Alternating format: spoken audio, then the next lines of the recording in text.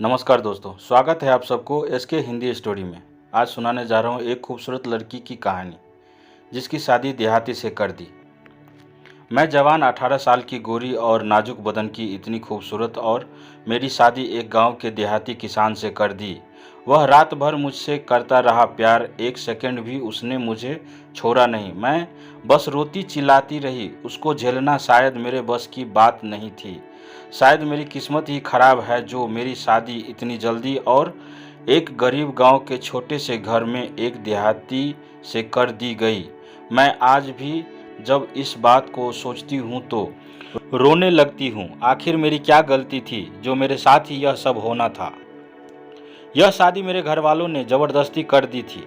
मैंने बहुत मना किया, फिर भी उन्होंने उस लड़के से मेरी शादी कर दी और मुझे अपने ससुराल जाना पड़ा। शादी वाले दिन जब मैं बिस्तर पर बैठी थी तभी वह लड़का आया जिससे मेरी शादी हुई थी। उसका नाम महेश था। वह आया मेरे पास और बैठ गया। वह लड़का मुझे बिल्कुल भी पसंद नहीं था। वह काला सा और बहुत ही हट्टा कट्टा लंबा चौड़ा था। वह मेरी तारीफ करने लगा, लेकिन मैं जरा भी उसकी बात पर ध्यान नहीं दिया और चुपचाप सो गई और उससे कहा कि मुझे तुम्हारे साथ नहीं सोना, तुम वहाँ दूर जाकर सो जाओ। वह चुपचाप गया और ज़मीन पर बिस्तर लगाकर सो गया। सुबह हुई तो मैंने देखा मेरा पति महेश खेत चला गया था काम करने और मैं घर पर ही थी। मैं घर पर थोड़ा बहुत काम किया और इन्हीं सब कामों के बीच शाम हो गई। महेश भी खेत से लौटकर घर आ गया था। वह मिट्टी से और पसीने से भीगा हुआ, उसके पास से बहुत बदबू आ रही थी। मेरा जरा भी मन नहीं हुआ उसके पास जाने का। मैं उससे दूर भाग गई। मैंने उससे कहा मेरे पास मत आना। फिर वह चला गया नहाने और फिर उसके बाद उसने खाना खाया और हम लोग फिर चले गए कमरे में सोने के लिए। वह मेरे पास बिस्तर पर आने लगा, लेकिन मैंने उसको मना कर दिया। वह फिर भी मेरी बात नहीं माना और मेरे साथ ज़बरदस्ती करने लगा और रात भर वह मेरे साथ वह सब किया जो उसका मन था। वह एक सेकंड के लिए भी मुझे नहीं छोड़ता था। जैसे लगता है जिंदगी में पहली बार किसी लड़की को देखा है। एक बार तो उसने मेरे साथ बहुत देर तक किया, जिसकी वजह से मुझे हॉस्पिटल भी जाना पड़ा था। हर इंसान यही कहता था कि गवार को परी मिल गई है। एक दिन मैंने महेश से साफ कह दिया कि मैं तुमसे कोई प्यार नहीं करती हूँ, मैं किसी और से प्यार करती हूँ। ये सब सुनकर वह बहुत उदास हो गया और मुझसे दूर हट गया।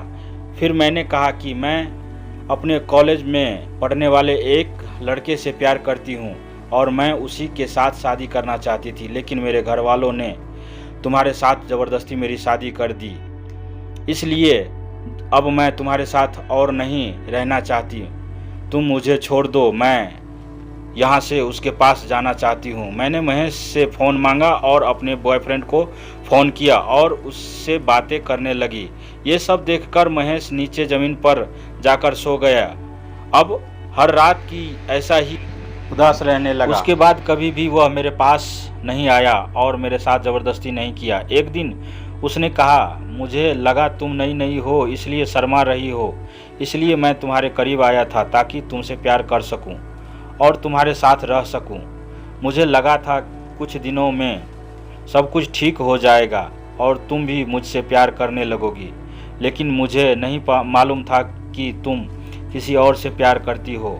अगर तुम यह बात मुझे पहले बता देती तो मैं तुमको टच भी नहीं करता। मैं तुमको उदास नहीं देख सकता, इसलिए आज ही मैं अपने घर वालों से बात कर लूँगा।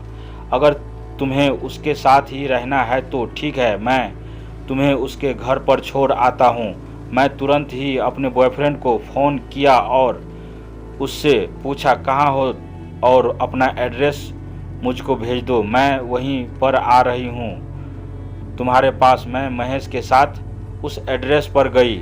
महेश मुझे अपने बॉयफ्रेंड के घर पर छोड़ दिया और कहने लगे कि मैं जल्दी आऊँगा और तुमको तलाक के कागज़ भिजवा दूँगा।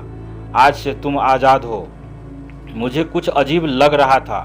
लेकिन आज मैं खुश भी बहुत थी कि मुझे अपना प्यार रोशन वापस मिल गया था। फिर महेश वापस अपने घर चले आए। मैं अपने बॉयफ्रेंड रोशन के साथ उसके घर पर बैठी थी। मैंने उससे पूछा, क्या हुआ, तुम्हारे घर वाले कहाँ हैं? उसने कहा, घर वाले सब बाहर गए हुए हैं। उसने मेरे साथ फोटो भी खींची और हम लोगों ने बहुत देर बातचीत करी और साथ में खाना भी खाया। थोड़ी देर बाद उसने मुझसे कहा कि अभी हम लोग घूमने मुंबई जाएंगे। ये सुनकर मैं बहुत खुश हुई।